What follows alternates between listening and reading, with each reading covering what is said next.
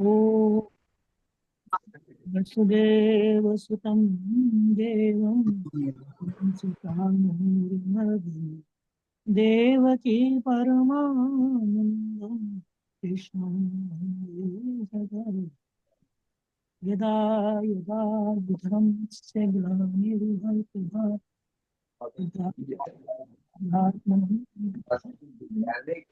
धर्मस्य ग्लानिर्भवति तो दोबारा से बोलता हूँ मैं। यदा यदा हि धर्मस्य ग्लानिर्भवति भारत अभ्युत्थानं धर्मस्य तदात्मानं सृजाम्यहम्। बोलिए शंकर भगवान की जय। आज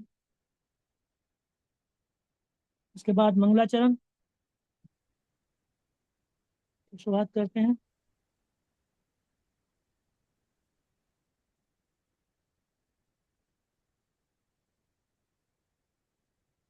एक शब्द पहला शुद्ध बताएं जरा, मुझे मैं भूल गया। अवधेश जी, मंगलाचरण का वसुदेव सुतं देवम वो हो गया बस। कंसचाणूरमर्दनम वो हो गया। देवकी। अगला अगला बताएं।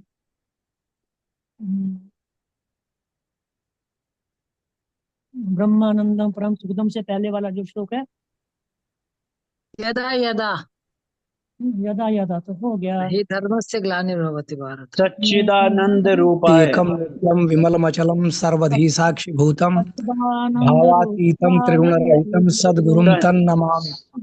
सच्चिद तापत्रय विनाशाय कृष्णाय ओम ब्रह्मानंदं परम सुखदं केवलं ज्ञानमृतं द्वन्द्वातीतं गगन सदृशं तस्यादिलक्ष्यम् नेहा एकं नित्यं विमलाचलं सर्वधि साक्षिभूतं भावातीतं त्रिगुणरहितं सद्गुरुं तं नमामि। सद्गुरुं तं नमामि। बोलिए सच्चिदानंद भगवान की जय। सत्य जय। सनातन की जय। वृंदावन बिहारी लाल की। आज मंगलवार है और मंगलवार को हम हनुमान चालीसा जो है हनुमान अष्टक का पाठ करते हैं। तो मैं आमंत्रण करना चाहूंगा। राज बहन जी है ना, सुखदेव जी। हाँ जी, जय गुरुदेव जी, जय आज गुरुदेव। राज बहन जी हैं, राज बहन। राज बहन जी जो है आज पाठ करेंगी, हनुमान चालीसा का पाठ करेंगे। और फिर उसके बाद कमल बहन जी अष्टक हनुमान अष्टक का पाठ करेंगे। तो निवेदन है बहन से कि आप जो है हनुमान चालीसा का पाठ प्रारंभ करें। बोले श्री सतगुरुदेव भगवान की जय। श्री सतगुरु भगवान जी के श्री चरण कमलों में मेरा हृदय से कोटि कोटि नमन। सत्संग से जुड़ी हुई पुण्य आत्माओं को मेरा हृदय से सादर नमन। अब आज्ञा अनुसार हनुमान चालीसा का पाठ प्रारंभ कर रही हूँ। बोले सियावर रामचंद्र भगवान की जय। बोले पवन सुत हनुमान की जय। श्री हनुमते नमः। श्री गुरु चरण सरोज रज निज मन मुकर सुधारी। बरनउँ रघुवर बिमल जसु जो दायक फल जानी। बुद्धिहीन तनु जानिके सुमिरो पवन कुमार। बल बुद्धि विद्या देहु मोहि हरऊँ कलेश विकार। सियावर राम जय जय राम। जय हनुमान ज्ञान गुण सागर। जय कपीस तिहु लोक उजागर। राम दूत अतुलित बल धामा। अंजनी पुत्र पवन सुत नामा। महावीर विक्रम बजरंगी। कुमति निवार सुमति के संगी। कंचन बरन बिराज सुबेसा। कानन कुंडल कुंचित केसा। हाथ वज्र और ध्वजा बिराजे, कांधे मूंज जनेऊ साजे। शंकर सुवन केसरी नंदन, तेज प्रताप महाजगवंदन। विद्यावान गुणी अति चातुर, राम काज करिबे को आतुर। प्रभु चरित सुनबे को रसिया, राम लखन सीता मन बसिया। सूक्ष्म रूप धरि सियहि दिखावा, विकट रूप धरि लंक जरावा। भीम रूप धरि असुर संहारे, रामचंद्र जी के काज संवारे।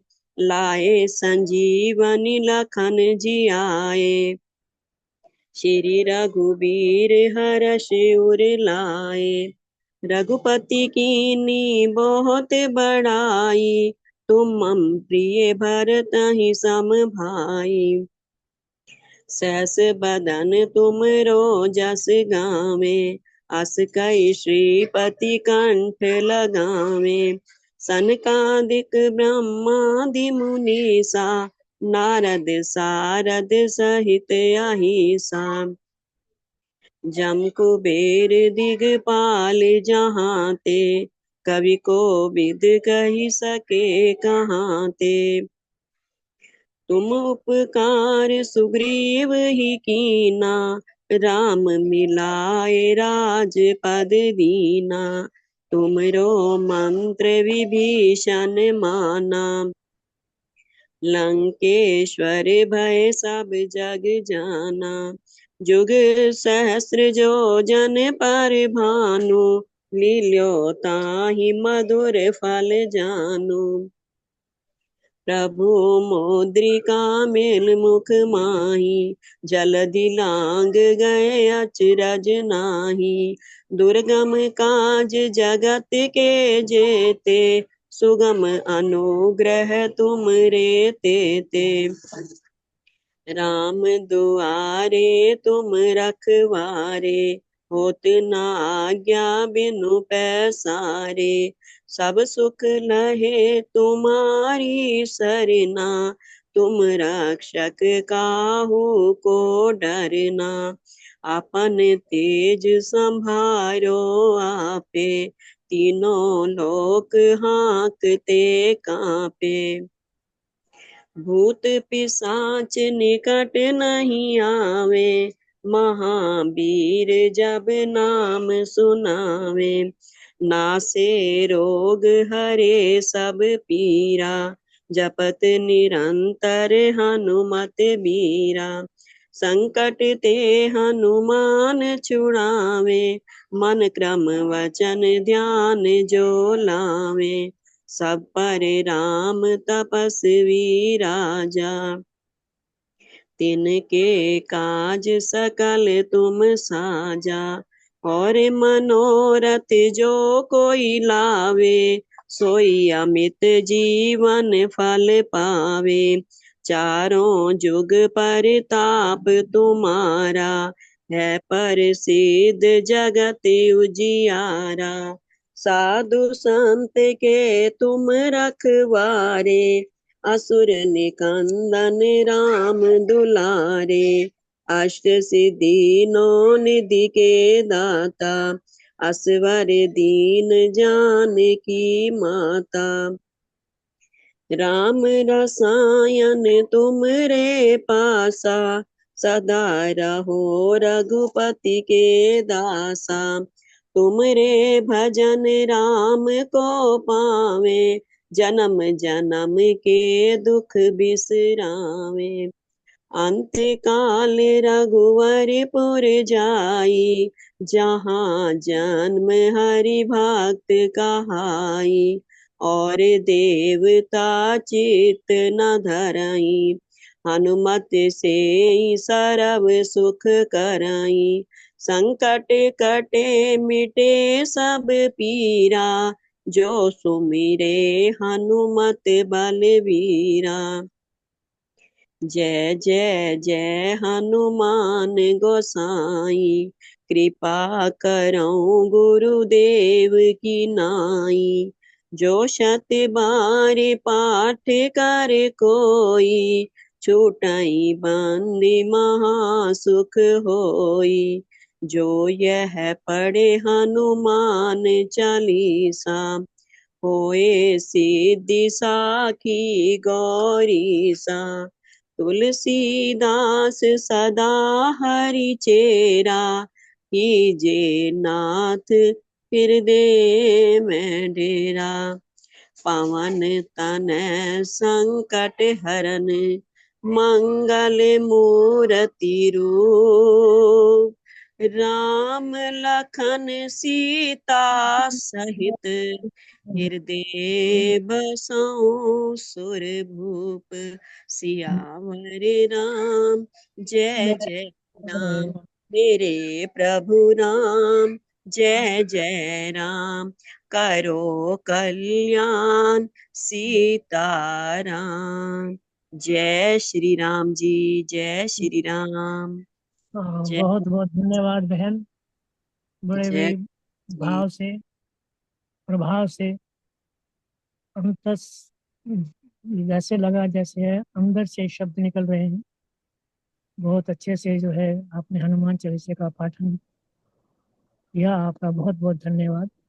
अब मैं कमल बहन जी से निवेदन करूंगा, कमल बहन जी हनुमान अष्टक का पाठ करें। कमल बहन जी।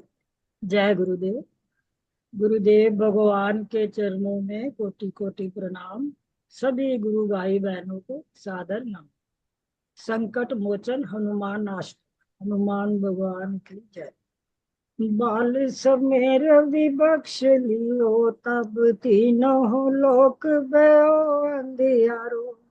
ताहि सो त्रास भयो जग को, यह संकट काहू सो जात न टारो। देवन आन करे बिनती, तब छाड़ दियो रवि कष्ट निवारो। को नहीं जानते है जग में, कपि संकट मोचन नाम तिहारो। बाली की त्रास कपीस बसे गिरी, जात महाप्रभु पंथ निहारो। चौकी महामुनि साप दियो, तब चाहिए कौन विचार विचारो। कह दीजिए रूप लिवाए महाप्रभु, सो तुम दास के सोप निवारो।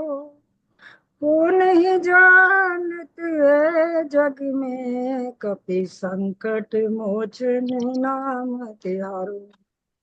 अंगद के संग लेन गए सिय, खोज के पीछ ये बहने उचारो। जीवत ना बचियो हम सोजी, बिना सुधि लाए यहाँ पगुदारो। हेरी थके तट सिंधु सबे, तब लाए सिया सुधि प्राण उबारो। को नहीं जानत है जग में, कपि संकट मोचन नाम तिहारो। रावण त्रास दई सिय को, सब राक्षसी सो कहीं शोक निवारो।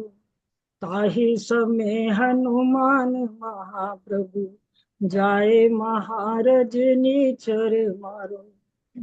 चाहत सिय अशोक सो आगी, सुदय प्रभु मुद्रिका शोक निवारो। को नहीं जानत है जग में, कपि संकट मोचन नाम। बाण लाग्यो उरे लक्ष्मण के, तब प्राण तजे सुत रावण मारो। ले ग्रह वैद्य सुषेण समेत, तब गिरि द्रोण सुवीर उपारो। आन से जीवन हाथ दई, तब लक्ष्मण के तुम प्राण उबारो। को नहीं जानत है जग में, कपि संकट मोचन नाम तिहारो। रावण युद्ध जान कियो, तब नाग की फांस सब सिर डारो। श्री रघुनाथ समेत सब दल मोह भयो यह संकट बारो। आन खगेश तब हनुमान जो बंधन काटे सूत्रास निवारो। वो नहीं जानत है जग में कभी संकट मोचन नाम यारो। बंधु समेत जब अहि रावण लहर गुनाथ पताल सिधारो। देवहि पूजी बलि विधि सो बलि देव सब मिली मंत्र विचारो। जाए सहाय बेओ तब ही अहि रावण सैन्य समेत संहारो। को नहीं जानत है जग में कपि संकट मोचन नाम तिहारो। काज किए बड़े देवन के तुम वीर महाप्रभु देखी विचारो। कौन सो संकट मोर गरीब को जो तुम सो नहीं जात है टारो। बेगी हरो हनुमान महाप्रभु जो कछु संकट होए हमारो। को नहीं जानत है जग में कपि संकट मोचन नाम कपि संकट मोचन नाम तिहारो। लाल देह लाली लसे अरुदर लाल लंगूर वज्र देह दानव दल। जय जय जय कपीसूर सियावर राम जय जय राम। जय हनुमान जय हनुमान। जय गुरुदेव। जय गुरुदेव। बहुत अच्छा बहन जी, आपने बहुत ही सुंदर भावों से युक्त होकर जो ये पाठ किया है बहुत सुंदर तरीके से बहुत पसंद आया हमें। ईश्वर आपको ऐसी शक्ति और भक्ति दे कि आप ये पाठ इसी तरह से लगातार करते रहें, प्रभु से अपनी लगन लगाए रखें। अब जैसा कि हमारे कार्यक्रम की आज विशेषता है, आज हम कुछ प्रश्न उत्तरों के साथ प्रस्तुत होंगे। आज गुरुदेव भगवान का प्रवचन की जगह पर हम उसके स्थान पर अपने सुने हुए को में से कुछ कुछ बातें जो हमें समझनी है, ये समझ आ गई हैं, इसे समझना और समझाना है।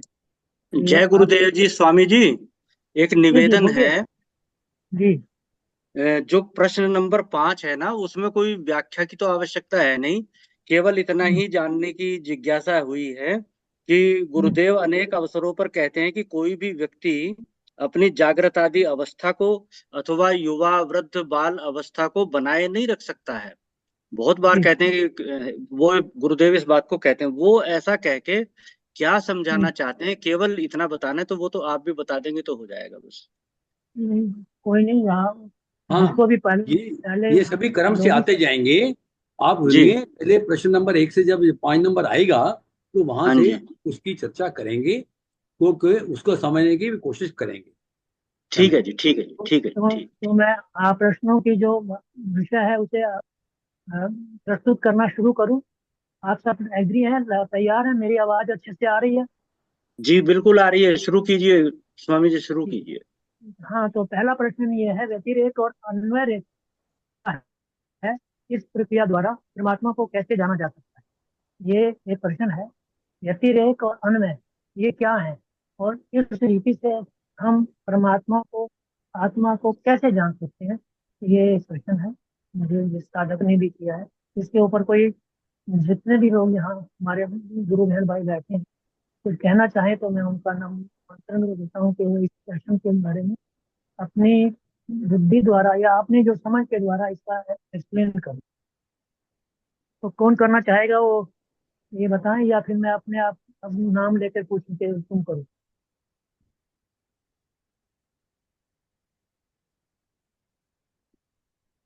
मेरी आवाज राम अवतार जी पहुंच रही है क्या?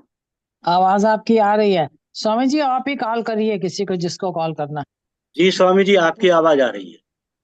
ठीक है, तो नहीं, मैं इसके विषय में कोई कुछ कहना चाहेगा तो पहले कहेंगे, अम, अ, जो भी कहना चाहे तो ठीक है, नहीं कहना चाहे तो फिर विस्तार में कर सकता हूँ। तो हाँ जी, पहले तो कोई। आप पहले बताएं। हाँ जी। सुदर्शन बहन, आप इस विषय पर कुछ कहें। जी, श्री सद्गुरुदेवाय नमः। पहला प्रश्न है, अन्वय व्यतिरेक क्या है? अन्वय व्यतिरेक जिसका व्यतिरेक हो जाए, यानी जो हट सकता है, ये नहीं, ये नहीं, ये नहीं, ये व्यतिरेक है। अन्वय जहां जहां सब कुछ समाप्त हो जाता है। और इसके द्वारा परमात्मा को कैसे जाना जा सकता है? परमात्मा ब्रह्म या मैं या आत्मज्ञान, ये एक ही बात है जो अभी तक हमने सुना है। गुरुदेव कहते हैं कि आत्मज्ञान यानी अपना घर, जो मेरा अपना घर है, जो मैं हूं, उसका उस तक पहुंचने का केवल एक ही रास्ता है, वो है अन्वय और व्यतिरेक। और जो साधनाएं हैं वो लास्ट तक नहीं पहुंचाती।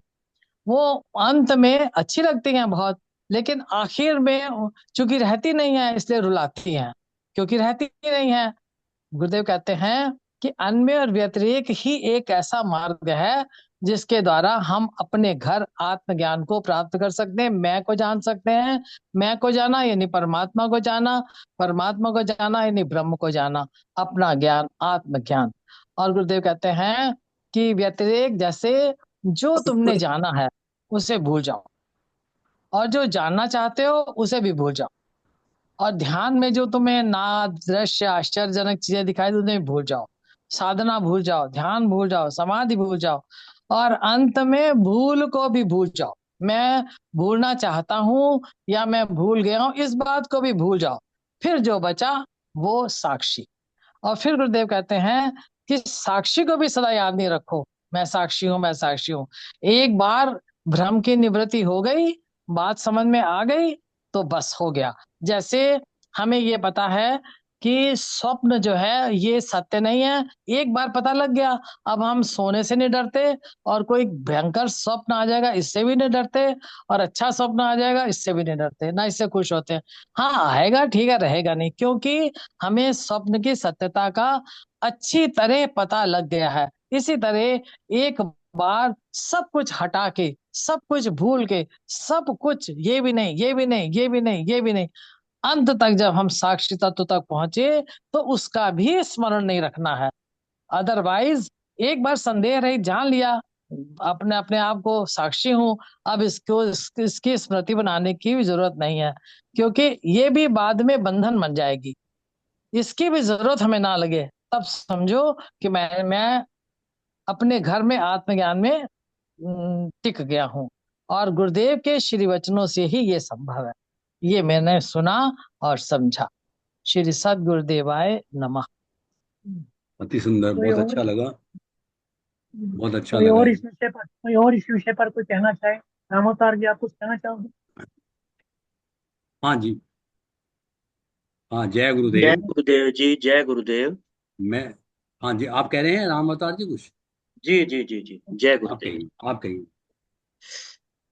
अन्वय और व्यतिरेक के द्वारा परमात्मा को पाया जा सकता है, ये एक एक तरह से मुख्य सिद्धांत है हमारे गुरुदेव के द्वारा, जो अपने स्वरूप को, ब्रह्म को, ब्रह्मत्व को जानने के लिए बताया गया है। इसमें जैसा कि दीदी ने कहा है, मैं उससे पूरी तरह सहमत हूं कि व्यतिरेक करते जाना है। पहले दृश्य का जो स्थूल इंद्रियों के द्वारा हमें दिखाई देता है कि ये मैं नहीं हूँ, इसको बहुत आसानी से हम समझ लेते हैं कि हाँ ये मैं नहीं हूँ। इसके बाद इंद्रियों जिनके द्वारा इसको ग्रहण करते हैं, बाहर के दृश्यों को, उसका व्यतिरेक करना है कि ये भी मैं नहीं। यहाँ तक थोड़ी साधना से आसानी से हो जाता है, लेकिन जब मन तक पहुंच जाते हैं तो मन का व्यतिरेक मुश्किल होता है। क्यों? क्योंकि जो साक्षी है और मन है वो दोनों साथ साथ रहते हैं। एक ही पेड़ पर दोनों चिड़िया बैठी हुई हैं, देह रूपी वृक्ष पर। वो भी है जो सुख दुख का अनुभव करता है यानी मन, और वो भी है जो साक्षी है। तो चूंकि ये दोनों साथ साथ रहते हैं, एक के बिना एक रहता ही नहीं है, लेकिन एक सुख दुख भोगता है, एक केवल देखता है। इसलिए जो सुख दुख भोगता है उसका व्यतिरेक थोड़ा मुश्किल होता है, लेकिन करना होता है, जरूरी है वो। उसके बिना साक्षी अकेला नहीं रह, साक्षी को अकेला जाना नहीं जा सकता। हाँ, लेकिन जब साक्षी को जान लेंगे तो फिर आगे की यात्रा सुगम हो जाती है। मैं केवल इतना ही समझ पाया हूँ और इतना ही बता सकता हूँ। धन्यवाद। बहुत अच्छा कहा बहुत आपने और बहुत स्पष्ट रूप से कहा, बहुत अच्छा लगा। जय तो गुरुदेव, जय गुरुदेव। कुछ अब कोई और कहना चाहेगा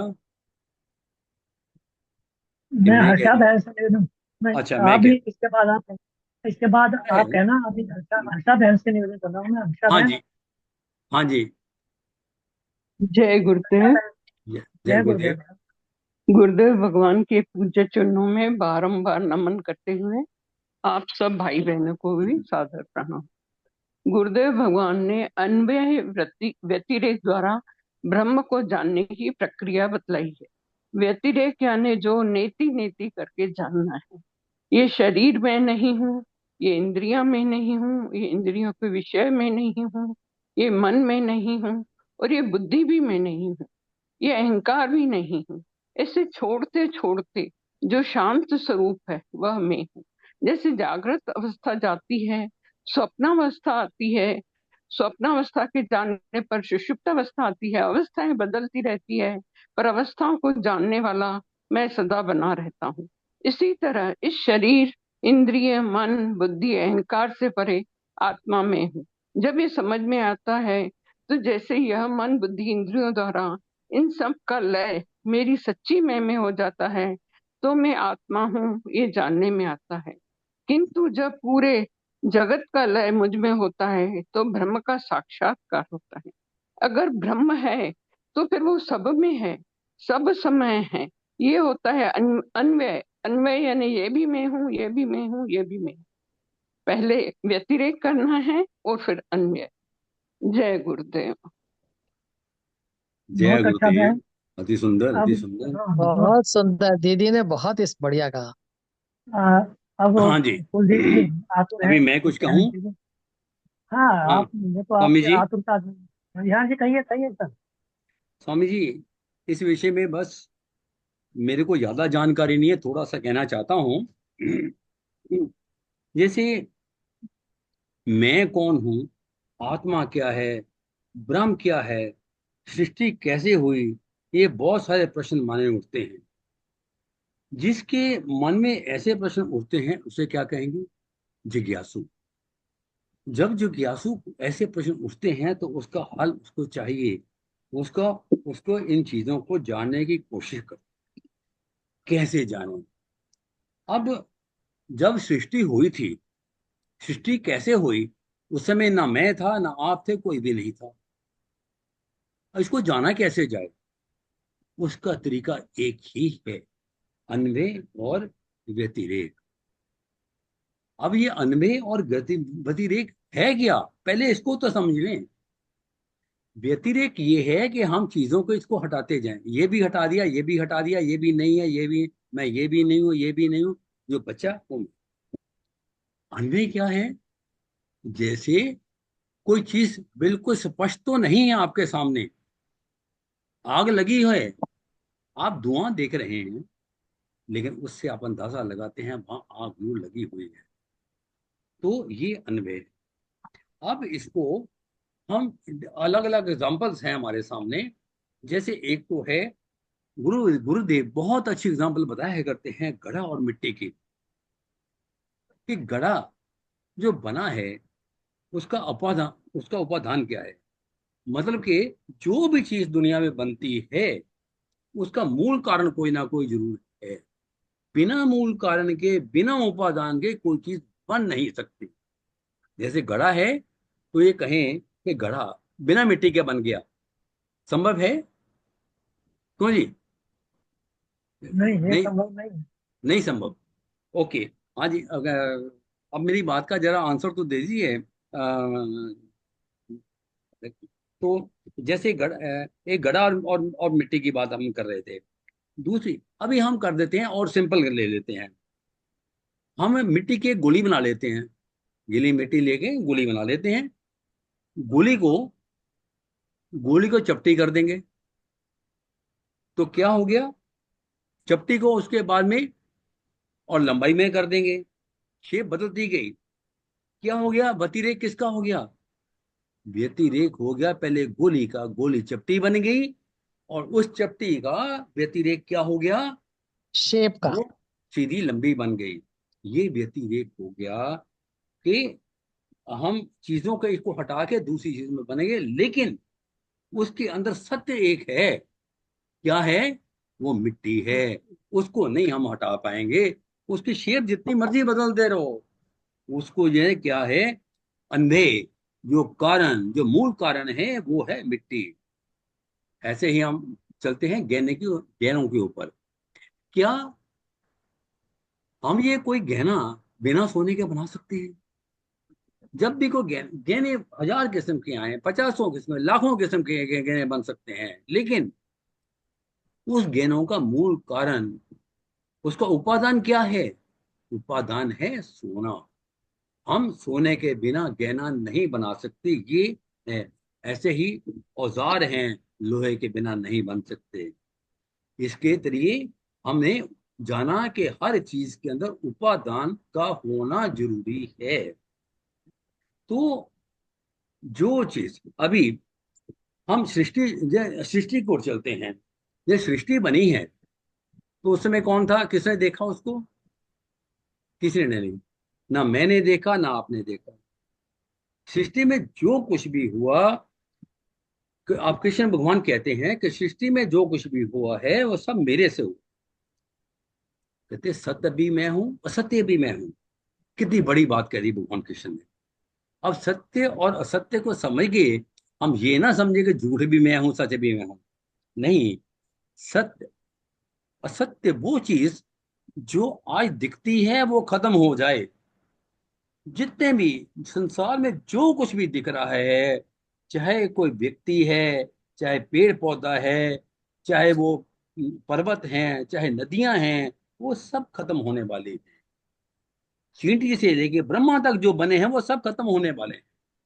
तो कृष्ण भगवान ने ये कहा है कि इसको जो बात कही है कृष्ण भगवान ने कि सृष्टि से पहले भी मैं था, और सृष्टि अभी हुई है तो भी मैं हूं, सृष्टि के बाद में भी मैं हूंगा। इस बात को कैसे जाने,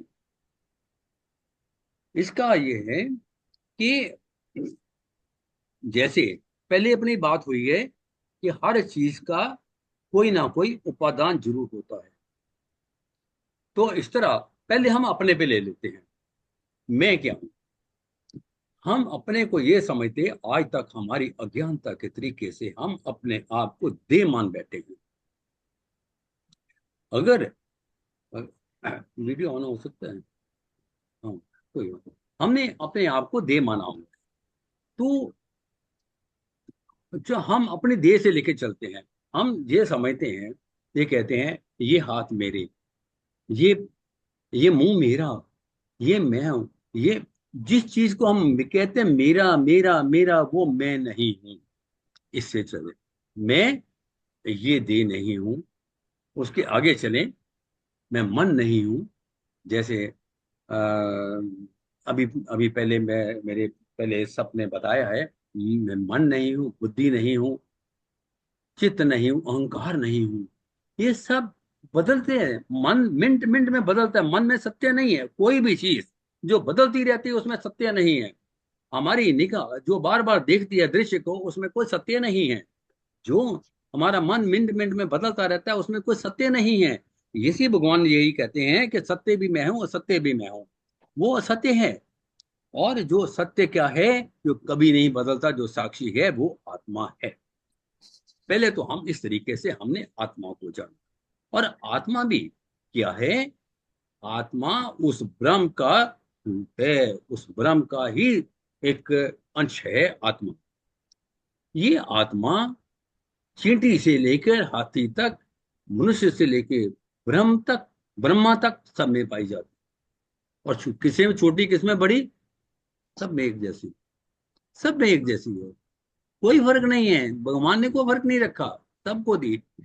और ये आत्मा से हमने जान लिया कि ये मेरा असली स्वरूप ये है, मैं कौन हूं, उसको जाना। अब हम जानेंगे कि वो ब्रह्म कौन है जिसने ये सृष्टि क्रिएट की, जो मुझे बनाया, जिसने पेड़ पौधे बनाए, पर्वत बनाए, दुनिया भर की सब चीजें बनाई, इतने जानवर बनाए, इतना सब कुछ बनाया, वो कौन है। अब ये सब चीजें हटती तो इनका उपादान, ये सब चीजों का बनाने वाला इसमें इसमें है। जो इसको उपादान है, इसके हर चीज के अंदर उपादान है, चाहे मैं हूं, चाहे नागपाल जी हैं, चाहे कोई और है, या कोई पेड़ पौधा है या पर्वत है, उसका उपादान उसके अंदर शामिल है। इसलिए जैसे हमने अपने आप को हटा के पीछे हम अपनी आत्मा तक गए, इसी तरह हम सब चीज को हटाएंगे, हर चीज को हटाते जाएंगे, व्यतिरेक होता जाएगा, तो अल्टीमेटली कहां पहुंचेंगे? एक जगह। वो कौन सी जगह है? वो है ब्रह्म। ब्रह्म के अलावा कुछ नहीं है। ब्रह्म के अलावा ये सृष्टि, ब्रह्म के द्वारा सृष्टि बनाई है, इसी को जानना है। तो ओनली एक ही तरीका है, ओनली एक ही तरीका है, अन्वय और व्यतिरेक। धन्यवाद। बस इसी से मैं अपने वाणी को बढ़ा देता हूँ। बहुत ही जो है विशेष रूप से पूरी तरह से जो आपने समझाया। हम्म, असल में बहुत संक्षेप में अगर इसको कहें तो जो नित्य बदलने वाला है, जो मन बुद्धि इंद्रियों द्वारा जो भी अनुभव होता है वो बदलने वाला है, और बदलने वाला जो भी बदलने वाला है वो मैं नहीं हूँ, यह निश्चय करना। और इसके बाद जो मैं नहीं हूँ, बदलने वाले को मैं नहीं हूँ, ये जब निर्णय हो जाता है तो केवल जो ना बदलने वाला तत्व है वो स्पष्ट हो जाता है, जिसे उसे स्पष्ट करना नहीं पड़ता। वो अन्वय अपने आप शेष रह जाता है, वो विशेष है और शेष रह जाता है। जो शेष रह जाता है वो अन्वय है, और जो अवशेष, अवशेष का मतलब, अवशेष का मतलब है जो शेष नहीं रहता, जो शेष रहता नहीं, अर्थात नित्य बदलता है। वो नित्य बदलने वाले को व्यतिरेक कहते हैं, और जो बदलता नहीं, जो अपने में कोई बदलाव जिसमें नहीं होता, वो मैं हूँ। उस मैं को अन्वय द्वारा जाना जा सकता है।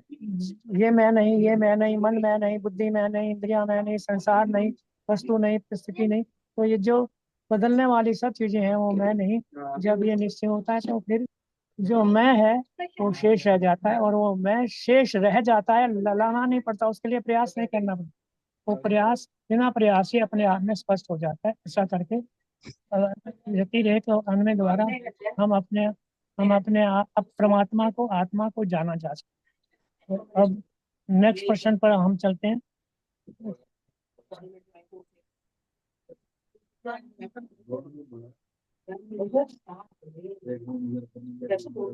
ये मुक्ति में बाधक क्या है, उस बाधक तत्वों को दूर करने का क्या तरीका है? मुक्ति में बाधक क्या है और उस बाधक को दूर करने का तरीका क्या है? ये प्रश्न है। इसका उत्तर मैं अवधेश मिश्रा जी से निवेदन करूंगा कि अवधेश जी, आप इस प्रश्न के उत्तर में आप अपनी अभिव्यक्ति दें। मुक्ति में बाधक क्या है तथा उन तत्वों को दूर करने का तरीका क्या है? जय गुरुदेव। जय गुरुदेव। जय गुरुदेव। जय गुरुदेव। परम पूज्य सदगुरुदेव भगवान के श्री चरणों में सादर सतत नमन करते हुए मंच से जुड़े हुए सभी आदरणीय गुरु भाइयों एवं आदरणीय गुरु बहनों को सादर प्रणाम करता हूँ। अभी पहले जो चर्चा हुई है, अन्वय व्यतिरेक के द्वारा हम आत्मज्ञान प्राप्त कर सकते हैं, और आत्मज्ञान ही मुक्ति का सबसे उपयुक्त महत्वपूर्ण साधन है। जब आत्मबोध हुआ तो हम मुक्त हो गए, कोई बंधन नहीं रह गया। जो बंधन है व्यतिरेक के द्वारा हमने हटा दिया, और अन्वय के द्वारा फिर हम उस अपने स्वरूप को पहचानते हैं, और जो कुछ भी है वो मेरे अतिरिक्त नहीं है, इसको जान लेते हैं तो मुक्त हैं। जैसे हमारे वरिष्ठ गुरु भाई जी ने एक उदाहरण दिया है कि धुआं दिखाई पड़ता है अगर, तो हम जान जाते हैं कि अग्नि है। अन्वय करते हैं। अन्वय से हम जान जाते हैं कि अग्नि है तभी धूम है, अधूम है तभी अग्नि है, ये अन्वय है।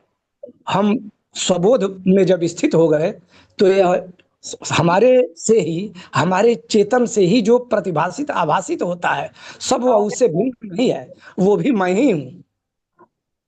शरीर भी मैं हूँ, जगत भी मैं हूँ, जो कुछ दिखाई पड़ता है मैं ही हूँ, मेरे अतिरिक्त कोई है ही नहीं। ये अन्वय है। और यह अन्वय ही जब व्यतिरेक के द्वारा हम स्वबोध प्राप्त कर लेते हैं, आत्मबोध प्राप्त कर लेते हैं, तो मुक्त हो जाते हैं। लेकिन प्रश्नानुसार कहा गया है कि ज्ञानातरितेन मुक्ति, ज्ञान के बिना मुक्ति नहीं हो सकती। अर्थात ज्ञान ही वह साधन है जिससे मुक्ति हो सकती है। मुक्ति का उपाय ज्ञान है। और ज्ञान कैसे होगा? ज्ञान बिना गुरु के नहीं हो सकता। बिनु गुरु हो, मुक्ति का ज्ञान गुरु से ही मिल सकता है। जैसे कौन गुरु? सदगुरु। सदगुरु से रूप आकार को यदि हम गुरु मानते हैं तो वो सदगुरु तक नहीं पहुंचे। सदगुरु वह जिसकी वाणी ब्रह्ममय है, जिसकी वाणी में जब हम स्थित होते हैं तो ब्रह्म ही हो जाते हैं। वाणी और ब्रह्म दो नहीं रह जाते। गुरुदेव की वाणी और ब्रह्म दो नहीं है, सदगुरु की वाणी ब्रह्म ही है। ब्रह्म वाणी दो नहीं रह जाते। जब हम उस वाणी में स्थित होते हैं, वाणी से मिल जाते हैं, वाणी हमसे भिन्न नहीं रह जाती। अर्थात वाणी का व्यवहार पक्ष हम में आ जाता है, हमारे अनुभव में वह उतर जाता है, तो हम मुक्त हो जाते हैं, ज्ञान प्राप्त करते हैं। और वह ज्ञान मुक्ति का साधन माध्यम होता है। बिनु गुरु हो ही कि ज्ञान, ज्ञान की हो ही विराग बुन। और बिना वैराग्य के ज्ञान नहीं हो सकता। और वैराग्य जब होगा तभी जितने अनात्म तत्व हैं, आत्मा को छोड़कर, उस सत्य को छोड़कर जो असत्य है, जो सूर्य को ढकने वाले बादल की तरह मन के द्वारा खड़ा किया गया है, वह तभी दूर होगा जब गुरु के द्वारा दिया हुआ ज्ञान हम आत्मसात करेंगे। बहुत और आगे मुक्ति के लिए कहा गया है कि मन एवं मनुष्याणाम कारणम बंध मोक्षयो, मन ही मनुष्यों के बंधन और मोक्ष का कारण है। तो अब यहाँ क्या है? मन से अतिरिक्त अविद्या और कुछ नहीं है। जो इसको मानते हैं वो कहते हैं कि मन के अतिरिक्त अविद्या कुछ है ही नहीं। मन ही भव बंधन की हेतु भूता अविद्या है। उसके नष्ट होने पर सब नष्ट हो जाता है, और उसी के जागृत होने पर सब कुछ प्रतीत होने लगता है। जिसमें कोई पदार्थ नहीं होता, उस स्वप्न में मन ही अपनी शक्ति से संपूर्ण भोक्ता भोग्यादि प्रपंच रचता है। उसी प्रकार जागृत में भी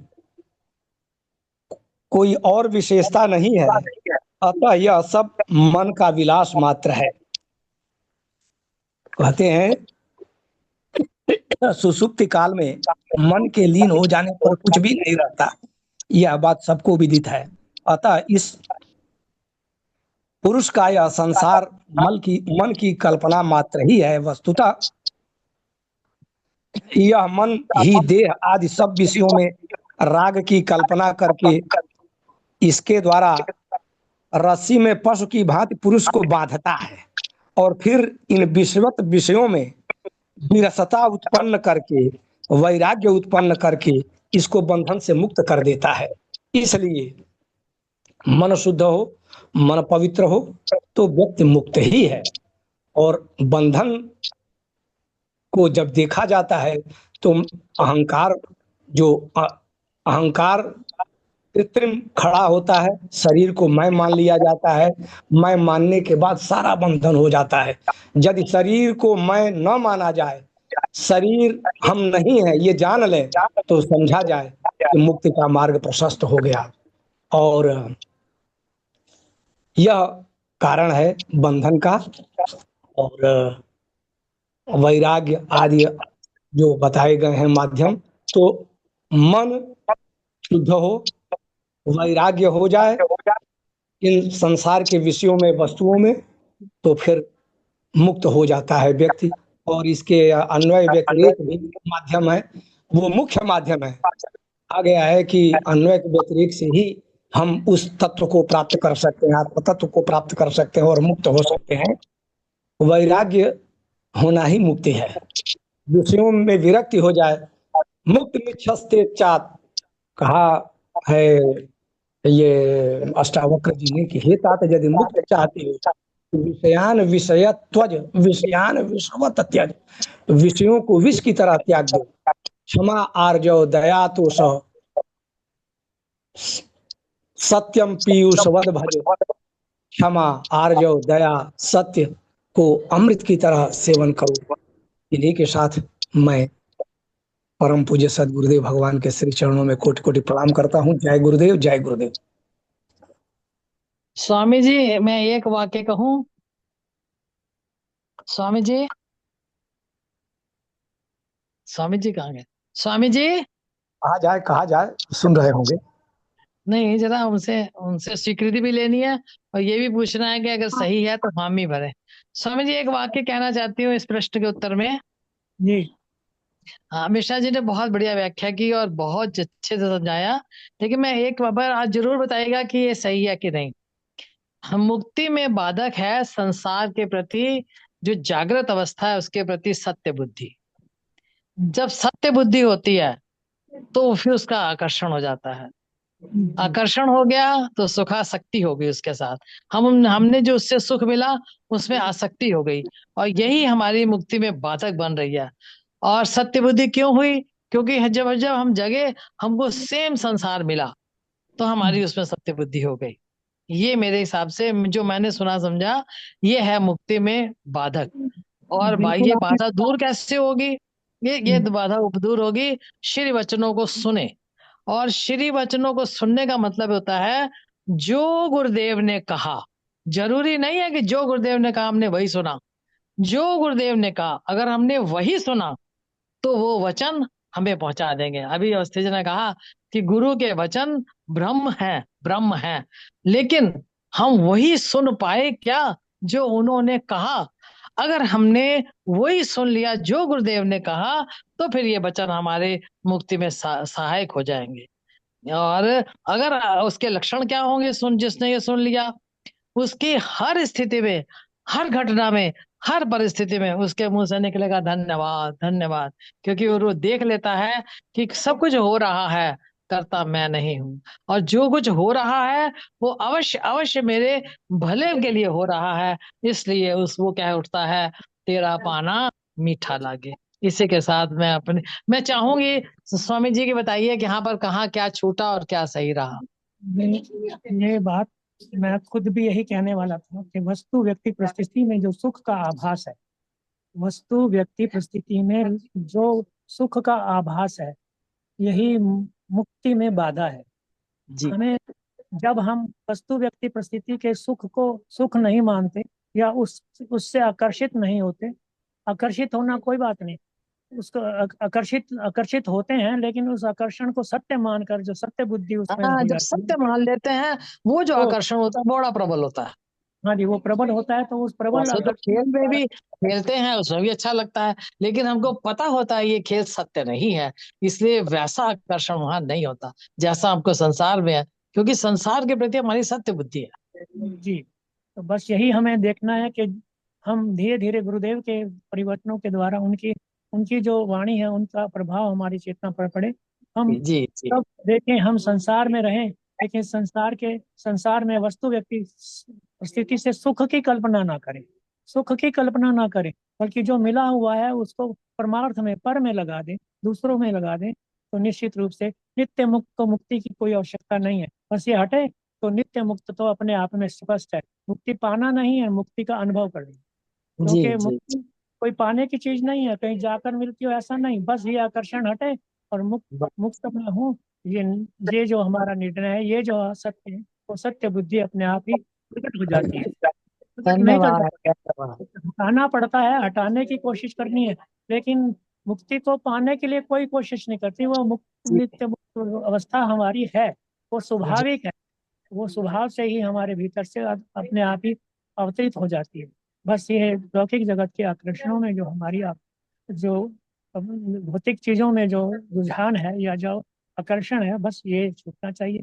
सब प्रिय हैं, सब मैं हूँ, सब में मैं, उस सत्ता का ही सत्सम बुद्धि आ जाती है, उसको ही वो सब में स्वयं को देखना शुरू करता है, तो नित्य मुक्त है। और नित्य मुक्त को, वो नित्य मुक्त है, वो नित्य मुक्त का अनुभव करता है बस। तो ये आपने जो कहा, मैं उससे पूरी तरह से सहमत हूँ, और सबसे अच्छी बात भी यही है, मुक्त, नित्य मुक्त को मुक्ति क्यों चाहिए? केवल जो बाधा है, बाधा सिर्फ यही है कि हम वस्तु व्यक्ति परिस्थिति से सुख की कल्पना करते हैं, और सुख है नहीं, रहने वाला नहीं, ये भी हम जानते हैं। बस ये जानी हुई जो विवेक है, उसका निज विवेक का आदर करें। एक संत थे, कहा शरणानंद जी महाराज, वो कहा करते हैं कि निज विवेक का आदर करो, तुम्हारा कल्याण होगा। तो विवेक से कोई वंचित नहीं है, और अविवेक जो है वो आया हुआ है। विवेक सब में परमात्मा ने देकर भेजा है। तो जो मिला हुआ विवेक है, उसका आदर करने से नित्य मुक्ति का अनुभव हो सकता है। तो इसी के साथ, क्योंकि प्रश्न अ, निराकार क्या है, और कृपया समझाए व्यवस्था। जसविंदर सिंह जी कुछ कहना चाहते हैं जी। कौन? जसविंदर सिंह जी कुछ कहना चाहते हैं। जसविंदर सिंह जी को नमस्कार है, उनका स्वागत है, कहें जसविंदर सिंह जी, आप कहिए। जय गुरुदेव। जय गुरुदेव भाई जी। हाँ, मेरे को सिर्फ इतना ही कहना था कि अज्ञान जो है यही सबसे बाधक है मुक्ति में। जी जी। अज्ञान ही मुक्ति में बाधक है, और ज्ञान ही मुक्ति देने वाला है। यही ठीक, आपने ठीक कहा। मैंने यही कहा कि निज विवेक का आदर, निज विवेक का आदर का मतलब भी यही है जो आप कह रहे हैं, कि जो हमें पता है, जो हमें मालूम है पहले, बस उसी को उतना है, और जो जिसको हमने अपना समझा हुआ है, उसे हटाना है। निज विवेक का आदर का अभिप्राय ही यही है कि जो अनात्म बुद्धि है, अनात्म बुद्धि है, जो आत्मा नहीं है, उसको हमने सत्य मान लिया। इस सत्य का, उस सत्य को निवारित कर दें, उस सत्य को सत्य मान लें, बस फिर मैं नित्य मुक्त हूँ, ये भाव पक्का हो जाता है। और कोई मैं कुछ कहना चाहे इस विषय मैं में? मैं कुछ बोल कुछ कहना सकती हूँ चाहते क्या? मैं कुछ बोल सकती हूँ क्या? हैं? ये क्यों नहीं बोल सकते? बोलने के लिए, इसलिए हम बोलने के लिए ही करा। जय गुरुदेव। मुक्ति किसी देश या शहर का नाम नहीं है, जी जी। सच्ची समझ का नाम ही मुक्ति है। मन ही बंधन का कारण और मन ही मोक्ष का द्वार है। ये मैं मेरा ही बंधन है, जो जो ये मैं और मेरा मानते हैं, ये बंधन है। और जब तक हम शरीर, मन, बुद्धि, अहंकार को मैं मानकर बैठे हैं, तब तक बंधन है। इतना सुनने के बाद भी जब हम सुनते हैं तो लगता है हम साक्षी चेतन आत्मा हैं, हमारा स्वरूप सत्य चित आनंद है। परंतु व्यवहार में फिर हमारी बुद्धि व्यवहारिक हो जाती है। मेरा तेरा, लाभ हानि, मान अपमान सब आ जाता है। निश्चयात्मक बुद्धि नहीं रहती कि मैं साक्षी चेतन आत्मा हूँ, और यही बंधन का कारण है। इस शरीर के रहते आत्मज्ञान हो जाने का नाम मुक्ति है, और जो मुक्त हो जाता है वो ही मोक्ष को प्राप्त होता है। जितने दिन का प्रारब्ध होता है उतने दिन ये देह रहता है। जब कर्ता नहीं होते तो प्रारब्ध भी नहीं बनेगा, क्योंकि कर्मों का संचय नहीं होता। लेकिन उसके पहले जीवन मुक्ति, चने के रहते चने का भून जाना मुक्ति है। मुक्ति के बाद ही शरीर छूटने पर निर्वाण होता है। चने का गलकर मिट्टी में मिल जाना मोक्ष है। मुक्ति में बाधा तो स्वयं को, शरीर, इंद्रियां, मन, बुद्धि ये मानना है। शरीर को मैं मानते हैं तो कर्ता भोक्ता बनते हैं, और शरीर में गहरी आसक्ति के कारण हमारा देह भाव छूटता नहीं, हम मुक्त हो सकते नहीं। मन से सदैव सुख दुख, मान अपमान, मेरा तेरा, लाभ हानि विचारते हैं, और अमन हो नहीं सकते। मन के अमन होने पर ही मुक्ति का अनुभव हो सकता है, और अहंकार तो सब समस्याओं की जड़ है। निर्माण व्यक्ति ही ब्रह्म भाव को प्राप्त होता है।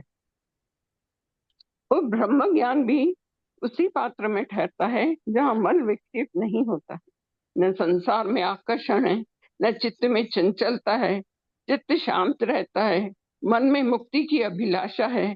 तब भी हमारे अज्ञान की निवृत्ति गुरु वचनों से ही होगी।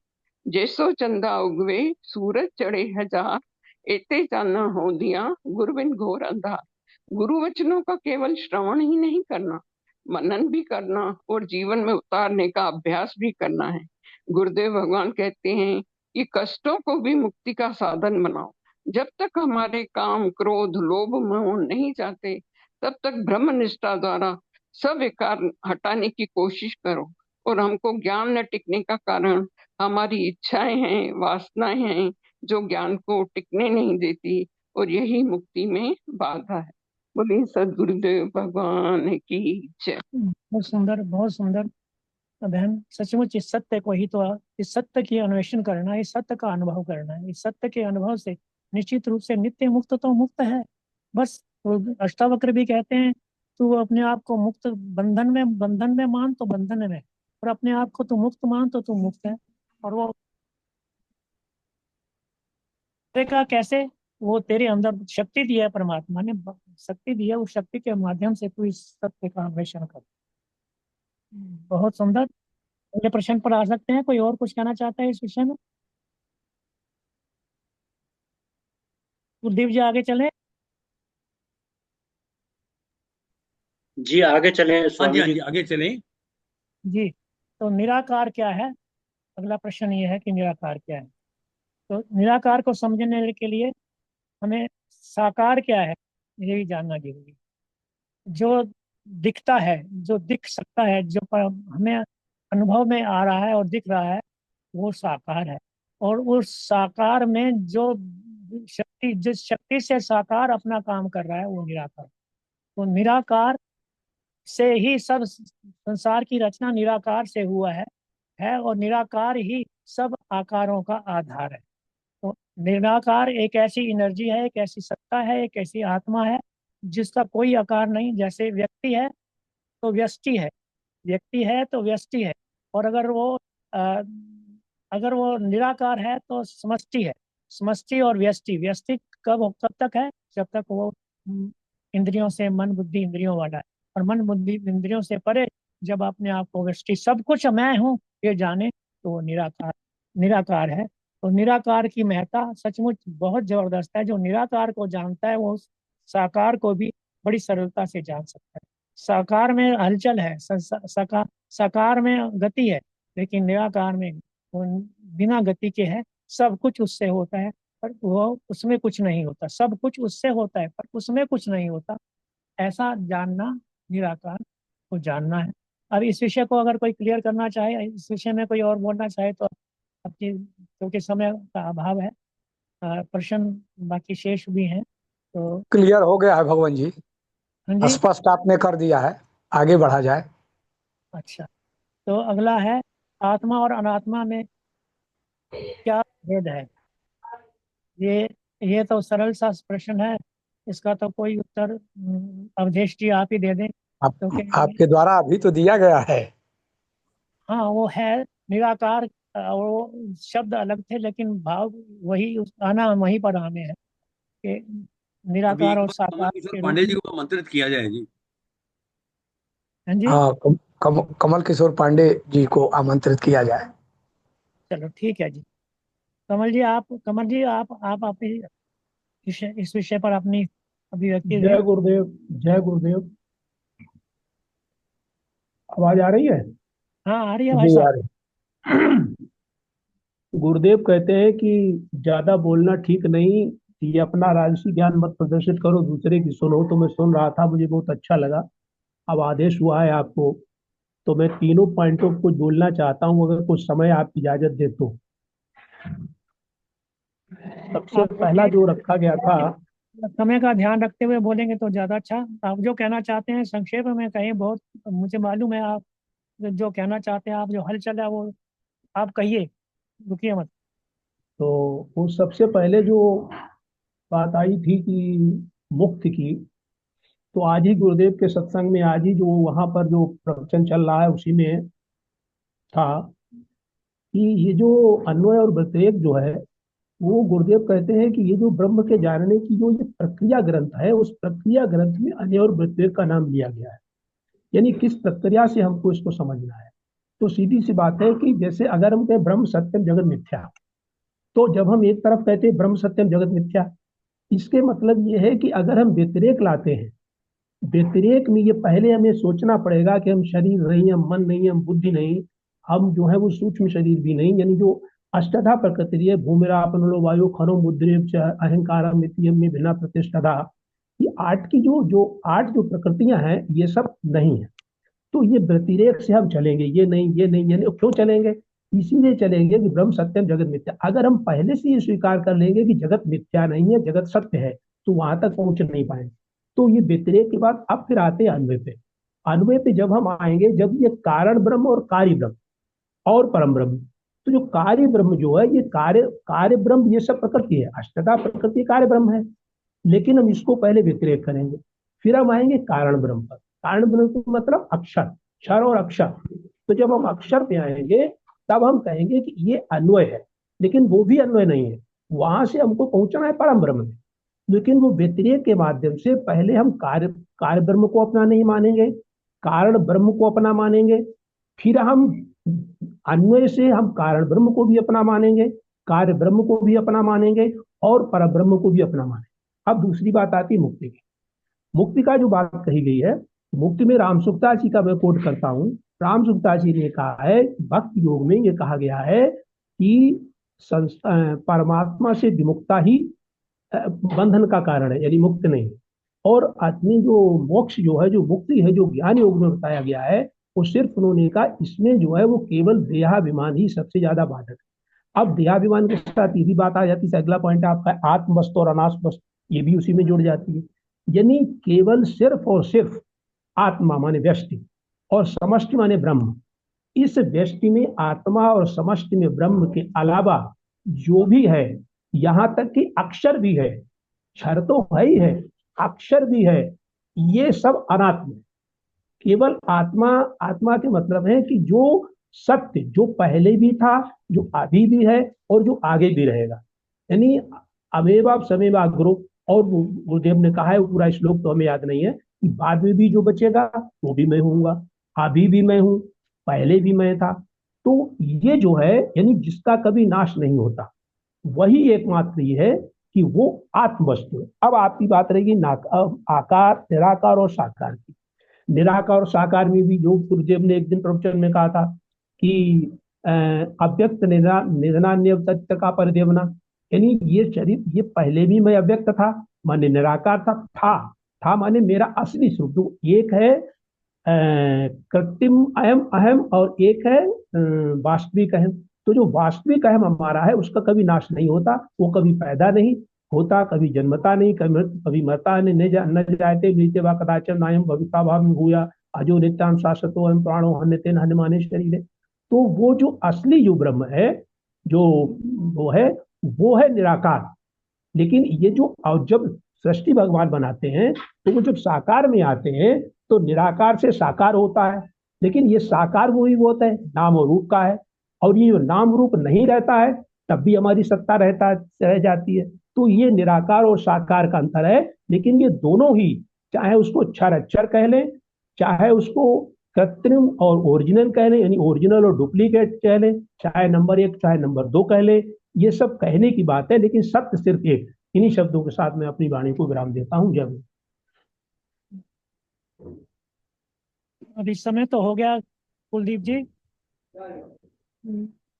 आप आपका क्या आदेश है? समय की धारा को देखते हुए कार्यक्रम को संपन्न करें और बाकी प्रश्नों के लिए अगली हाँ बार जी, हाँ जी, थोड़े बाकी जो है नेक्स्ट टाइम पे ले लेंगे।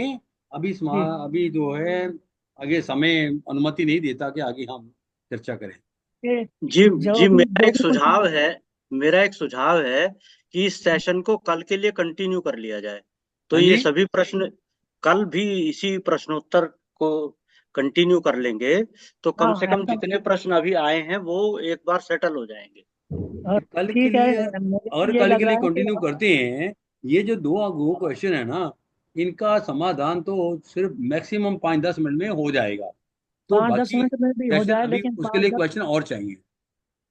तो ऐसा है, जो जितने भी प्रश्न हमने कहे हैं, हो सकता है जिन्होंने सुने हो या उनके मन में कोई भाव आया हो, तो आपने अब भाव को अपनी तरह से जो प्रकट करने की इच्छा किसी की रही हो, तो उनको भी ये आमंत्रण है। कल अगर मान लो हम 15 मिनट इसके ऊपर लगाते हैं, तो कोई 15-20 मिनट अगर लगाएं, तो क्योंकि हमारा उद्देश्य जो है, हमें अपने आप में समझ आनी चाहिए। जो गुरुदेव भगवान हमें समझाना चाहते हैं, वो जो हमारी बुद्धि उसे उसी तरह से समझे जैसा समझाना चाहते हैं। तो निश्चित रूप से गीता में भी कहा गया है कि प्रश्न उत्तर करके, गुरु के पास जाकर प्रश्न उत्तर करके, नमन करके जो है इस ज्ञान का अर्जन होता है। तो मेरी भी ये राय है कि मान लो हम कल भी इसी इसी हाँ, हाँ कल तरह भी हाँ, का। चर्चा कर ठीक लेते हैं है। इसके ऊपर। कल भी लेकिन हम कर लिया चाहते जाए हैं, तो ठीक मैं रहेगा। चाहता हूं कि कोई लोग इसमें प्रश्न कुछ और भी डालें, ताकि हाँ, ये खाली दो प्रश्न के ऊपर चर्चा होना मुश्किल है। समय जो है ना, या होगा हमारे पास 50 मिनट का समय होता है, तो उसके लिए कुछ प्रश्न और आ जाएं तो बहुत अच्छी बात है। और कईयों के मन में कई किस्म की शंकाएं होंगी, वो डाल सकते हैं ग्रुप में। वो कल हम इसको कंटिन्यू करेंगे। ठीक है। धन्यवाद, सबका धन्यवाद। और हम्म। मैं अब निवेदन करूंगा कमल पांडे जी से। कमल पांडे जी, आपसे निवेदन है कि आज के कार्यक्रम को विश्राम दें। कमल पांडे जी। जय गुरुदेव। जय गुरुदेव। गुरु ब्रह्मा गुरुर्विष्णु गुरुर्देवो महेश्वरा, गुरु साक्षात् परम ब्रह्म तस्मै श्री गुरुवे नमः। सर्वे भवन्तु सुखिनः, सर्वे सन्तु निरामया, सर्वे भद्राणि पश्यन्तु मा कश्चित् दुःखभाग् भवेत्। ॐ पूर्णमदः पूर्णमदं पूर्णात् पूर्णमुदच्यते, पूर्णस्य पूर्णमादाय पूर्णमेवावशिष्यते। बोलिए सद्गुरुदेव भगवान की जय। जय। आज के आनंद आनंद की की जय जय। सनातन धर्म की जय जय। जय। नमो जय। नारायण, नमो शिक्षा नारायण, नमो नमो बड़ी नारायण, अच्छी नमो बात है। नमो नारायण, नारायण, नमो नमो नारायण। नारायण, नमो नारायण। आप चुपचाप बैठे रहे, अच्छी बात नहीं है। जी। नहीं ठीक। जी, मैं आनंद आनंद में भाव विभोर हो रहा था। इतनी अच्छी हाँ, बातें सुनने को बलिहारी मिली, बलिहारी। आप सबने हाँ इतना अच्छा सुनाया कि मैं आनंद में डूब रहा था बिल्कुल। हाँ, ठीक ठीक ठीक जी जी। ठीक। आज हम नहीं तो सुन पाए। अकेले अकेले आनंद में डूबना भी ठीक नहीं था। सीएम सिंह जी जैसे हम भी अकेले आनंद में डूबे रहे, ये उचित नहीं नहीं है। सब आप सबके साथ में ही आनंद ले रहा था ना, अकेले नहीं ले रहा था। आप सबका आनंद जो सबका, सब लोगों ने बहुत अच्छा बोला, सभी ने बहुत अच्छा लगा, बहुत सुंदर। जय हाँ, गुरु। सबका बहुत बहुत धन्यवाद। जय गुरु जी।